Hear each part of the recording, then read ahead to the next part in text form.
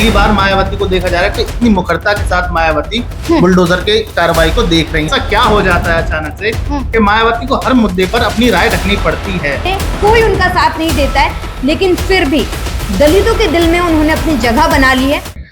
नमस्कार, आप देख रहे हैं लीडिंग भारत टीवी और मैं हूं आपके साथ आस्था तिवारी। और इसी के साथ हमारे दो कलीग भी हमारे साथ मौजूद हैं जिनके साथ चर्चा करेंगे।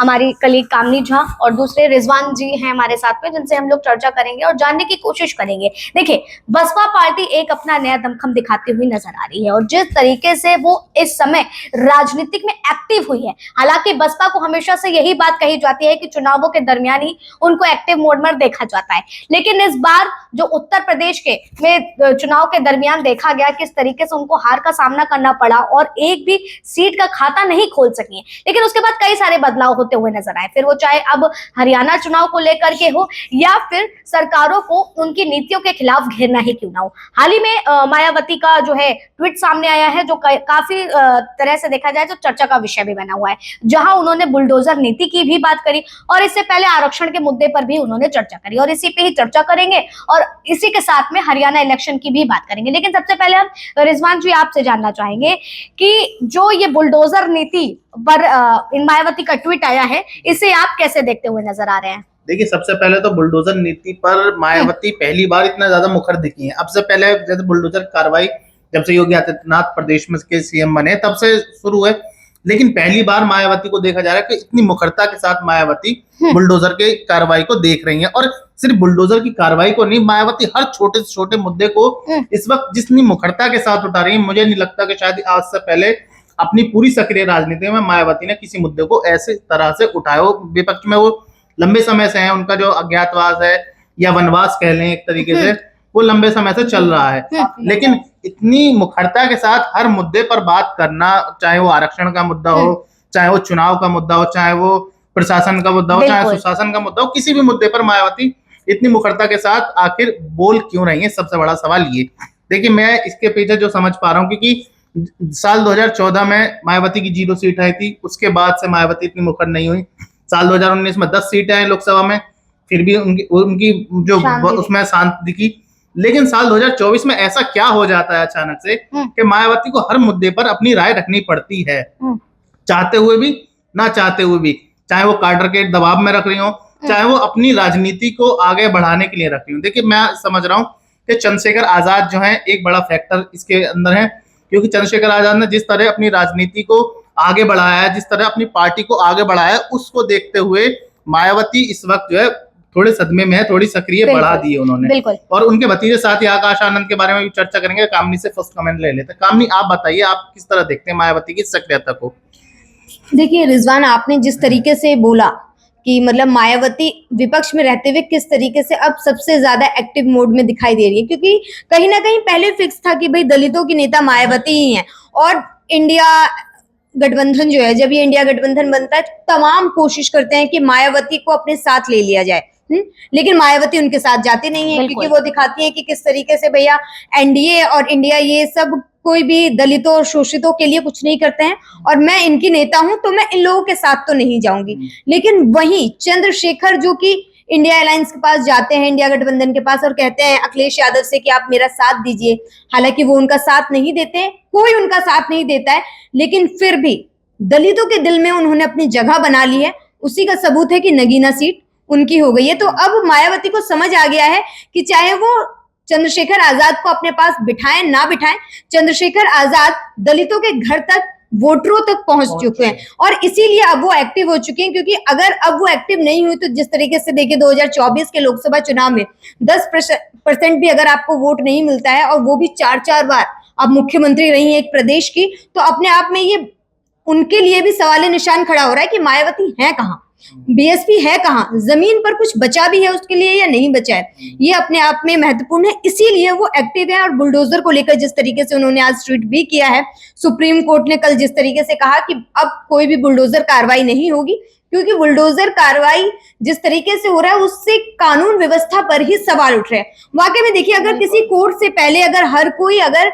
अपना फैसला देने लगे, आपके साथ अगर मैं कुछ गलत करती हूँ फिर आप मेरे ऊपर अगर फैसला सुना दे, मैं आपके ऊपर सुना दूं, कानून व्यवस्था कहाँ रहेगी? तो वही चीज सुप्रीम कोर्ट ने बोला है और जिसको लेकर मायावती तुरंत ट्वीट करती हैं, जो कि पहले नहीं दिखता था और वो अब दिख रहा है। लेकिन जो ये लगातार ट्वीट पे ट्वीट चीजों के आ रहे हैं, और इसी के साथ में अगर हरियाणा चुनाव के इलेक्शन की बात करें, हमने पहले भी डिबेट करी है और उस डिबेट में भी हमने वो दो मुख्य चेहरे देखे थे कि जो बसपा के समर्थक हैं उनका यही कहना है कि अब मायावती की उम्र हो चुकी है, इसलिए हम चंद्रशेखर रावण की ओर बढ़ते हुए दिख रहे हैं। लेकिन अगर मैदान में आकाश आनंद को उतारती हैं तो कहीं ना कहीं एक कॉम्पिटिटर के रूप में चंद्रशेखर के आकाश आनंद बनते हुए नजर आएंगे, और ऐसा ही कुछ हरियाणा इलेक्शन में देखते हुए समझ में आ रहा है। हाल ही में उन्होंने ये ऐलान किया है कि हरियाणा इलेक्शन में जो है आकाश आनंद पूरी कमान संभालेंगे और जगह जगह जाकर के चौपाल लगाएंगे। तो इसका कितना बेनिफिट हरियाणा चुनाव में मायावती को मिल सकता है, उनकी पार्टी को? देखिए, दो बड़ी पार्टियां हैं हरियाणा के अंदर,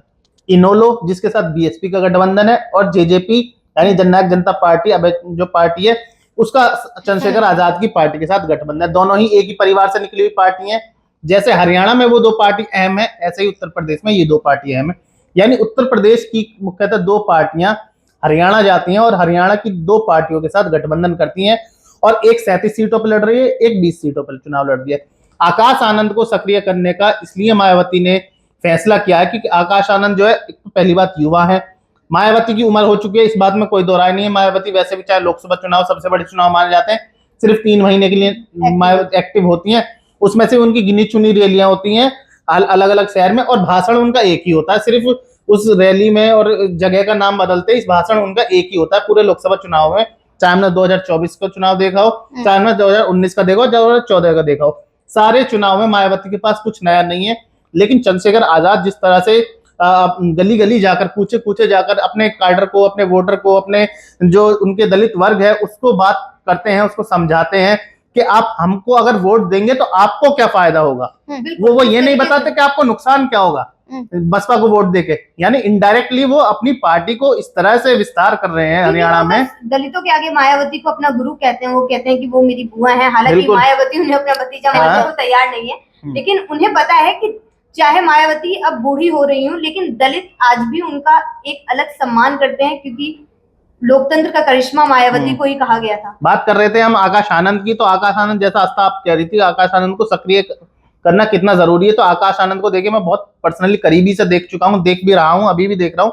तो आकाश आनंद जिस तरह से अपनी राजनीति को आकार दे रहे हैं इस वक्त वो, लेकिन मायावती के बिना वो आज भी कोई फैसला नहीं कर सकते। आकाश आनंद के ऊपर सबसे बड़ा बर्डन ये, जैसे हमने लोकसभा चुनाव में देखा, जैसे ही आकाश आनंद थोड़े से आक्रामक होते हैं तो मायावती उन्हें अमेच्योर बता देती है, अपरिपक्व बता देते हैं, लेकिन जब लोकसभा चुनाव बीत जाते हैं तो 46 दिन के भीतर ही वो परिपक्व हो जाते हैं। तो ये एक हास्यास्पद स्थिति बन गई थी आकाश आनंद के लिए। देखिए उस दौरान भी जो है बहुत से मीडिया जगत के लोगों ने जो है पार्टी पर आरोप लगाए कि वो बी पार्टी है और वो बीजेपी के समर्थन करती, इसलिए मायावती जो है आकाश आनंद के उनसे उत्तराधिकारी उनसे छीन लिया गया। लेकिन हाँ, यहाँ पे मैं आपको काउंटर करना चाहूंगी कि उस समय जिस तरह की स्थिति थी, विपक्ष के नेताओं को जिस तरीके से जेल में डाला जा रहा था, तो उस वक्त देखिए जब नतीजे आते हैं और जब परिणाम आप देखते हो तब आपको समझ आता है फैसले कौन से सही थे कौन से गलत थे। तो उस वक्त ये भी माना जा रहा था कि मायावती ने ये स्मार्ट मूव लिया है कि आकाश आनंद को जेल से बचाया है, क्योंकि लड़ने के लिए मैदान में रहना बहुत जरूरी है। अगर आकाश आनंद को जेल में ही डाल दिया जाएगा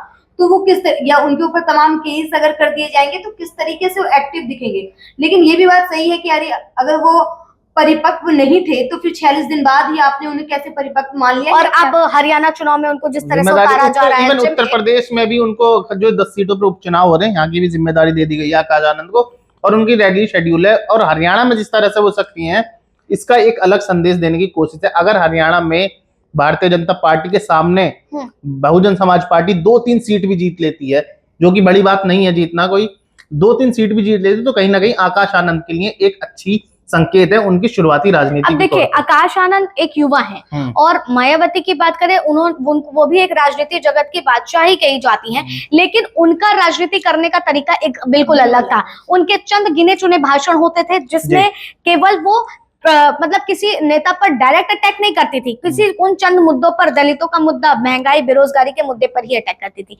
लेकिन जब आकाश आनंद धरातल पर उतरे तो उन्होंने एक एक नेताओं को टारगेट करना शुरू किया और वो सारी चीजें, वो एक यूथ वाला अग्रेशन जो है उनका देखने को मिला। जैसा जैसा चंद्रशेखर आजाद लगातार अपने शुरुआती राजनीति में करके आए हैं। बिल्कुल, दोनों। और यहाँ ये दिलचस्प बात यह है कि चंद्रशेखर आजाद तमाम नेताओं पर आक्रामक होते हैं लेकिन मायावती पर नहीं होते हैं, ठीक है। लेकिन यही आकाश आनंद जब मैदान में उतरते हैं तो चंद्रशेखर आजाद पर सीधा अटैक करते हैं। किस तरीके से वो भाषण करते हैं, आप लोगों को, युवाओं को जेल में डालते हैं, ये सब तमाम चीजें। चंद्रशेखर आजाद चाहकर भी मायावती पर आक्रामक हो नहीं सकते, क्योंकि जो चंद्रशेखर का वोट है वो कहीं ना कहीं चंद्रशेखर पे आने से पहले वो बहुजन समाज पार्टी का ही वोट रहा है। और परंपरागत पहले काशीराम, काशीराम से पहले बाबा साहब भीमराव अम्बेडकर, उसके बाद काशीराम आए, काशीराम के बाद मायावती आई, मायावती के बाद लोगों ने एक उम्मीद की किरण देखी चंद्रशेखर आजाद के रूप में। लेकिन मायावती ने आकाश आनंद को जिस तरह से आगे किया है, तो आकाश आनंद के लिए एक ये अहम है कि वो किस तरह से अपनी पार्टी का, अपनी लोगों का, अपने वोटों में अपना विस्तार करते हैं। ठीक है, मेरा आप लोगों से आखिरी सवाल यही रहेगा कि मायावती की जो एक नई राजनीति देखने को मिल रही है, फिर वो चाहे आकाश आनंद को मैदान में उतारकर हो या ट्वीट के माध्यम से वो एक्टिवेट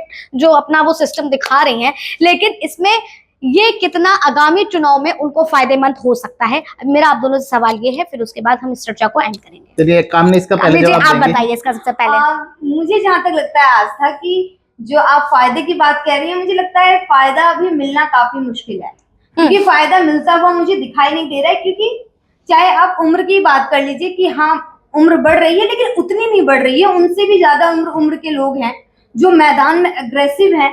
और जब चारों तरफ जिस तरीके की पॉलिटिक्स चल रही होती है, आपको उसी पॉलिटिक्स में जाना होता है। आपको ये समझना पड़ेगा कि जो राष्ट्रीय पार्टी थी कभी कांग्रेस, जिसको बिल्कुल खत्म करने की कोशिश की गई, लेकिन वो भी जब कहते हैं राजकुमार कहा जाता था, भले कटाक्ष के रूप में भारतीय जनता पार्टी राहुल गांधी को कहती हो, लेकिन जमीन पर उतरना पड़ा राहुल गांधी को। राहुल गांधी को कनेक्ट करना पड़ा जनता के साथ, जनता से बात करनी पड़ी, तब जाके आज 99 सीट मिली है उन्हें।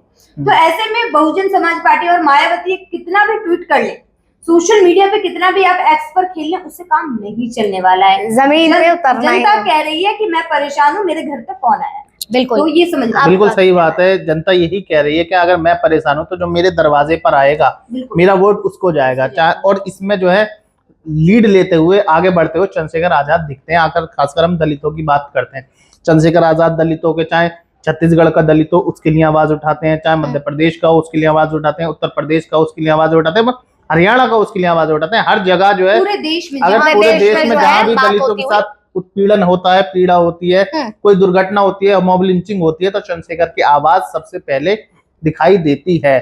आकाश आनंद की अभी आवाज उतनी मुखरता से नहीं उठती।